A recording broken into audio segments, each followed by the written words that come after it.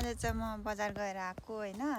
अनि म टक्क गाडीदेखि ओर्लेँ। अनि म किन यहाँनिर ओर्लेँ भन्दाखेरि यो पछाडिको रुखहरू देख्दै हुनुहुन्छ नि, अहिले सुकेर कस्तो भइरहेको छ, माया लाग्दो। त्यो नराम्रो देखे तापनि पछि कति राम्रो हुन्छ होइन, हरियो पलाएर अनि अलिक पछि पहेँलो पत्ताहरू भएर कस्तो राम्रो देखिन्छ।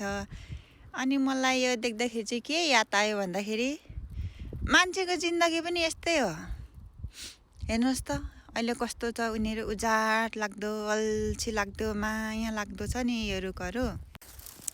मान्छेको जिन्दगी पनि यस्तै हो, कहिले सुख कहिले दुःख, कहिले खुसी कहिले रोदन कहिले आँसु होइन।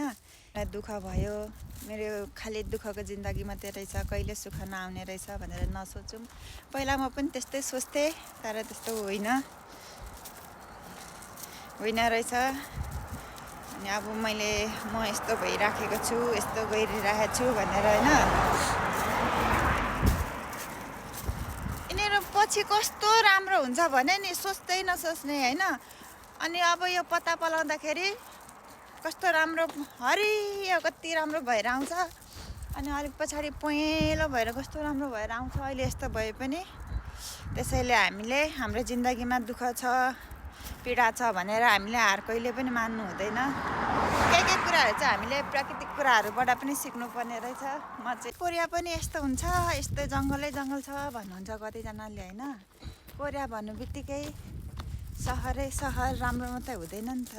जङ्गल भए तापनि यस्तो जङ्गलको बाटो हिँड्दा पनि कसैले केही पनि भन्नुहुन्न, निर्धक्क भएर हिँड्दा हुन्छ।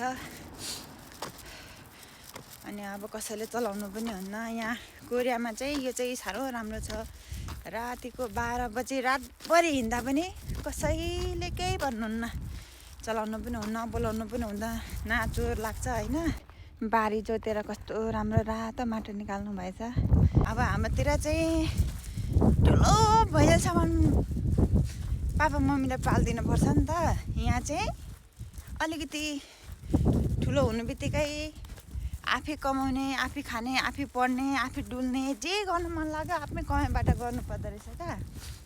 त्यही भएर गाउँघरमा चाहिँ बाजे बोजू पुरानो उहिलेको मान्छेहरू मात्रै भेटिनुहुन्छ, अरू चाहिँ सबै सहरतिर। सुरुमा आउँदा त एयरपोर्टदेखि यता अलिक परसम्म त राम्रो लाग्यो है। अब कोरिया वाउ कस्तो राम्रो राम्रो त सहरै सहर रहेछ भनेर अनि खुसी भयो। एयरपोर्टबाट यता आउनु चाहिँ 2 घन्टा लाग्छ होइन।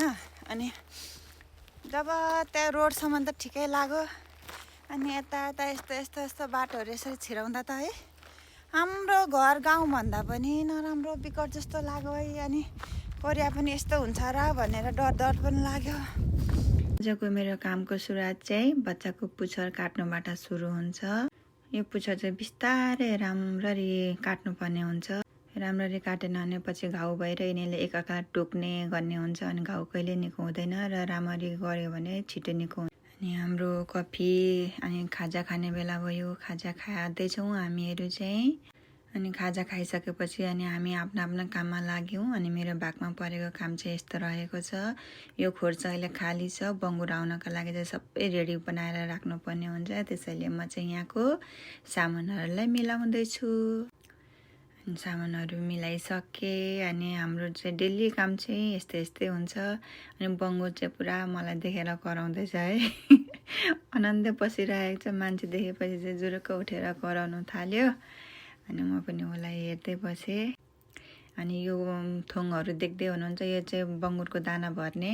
यहाँ चाहिँ चारोहरू राखिन्छ, नम्बर हुन्छ। अनि काम सँगसँगै हामी चाहिँ टिकटक पनि बनाउँछौँ, भिडियोहरू रमाइलो गर्छौँ बिचमा होइन। काम मात्रै गऱ्यो भने गाह्रो हुन्छ नि त। अनि हामी चाहिँ मस्तले मरि काम गर्नुपर्छ। यिनीहरू चाहिँ आनन्दले सुतिरहेको हुन्छ है। बच्चाहरू कस्तो घरि त जेलेस लाग्छ नि।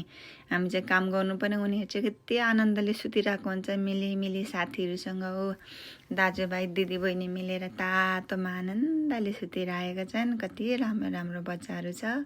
मैले चाहिँ पहिला हाम्रोमा चाहिँ बङ्गुर पाल्दैन थियौँ। अनि मैले चाहिँ यहीँ आएर पालेको होइन। मलाई चाहिँ एकदमै मनपर्छ।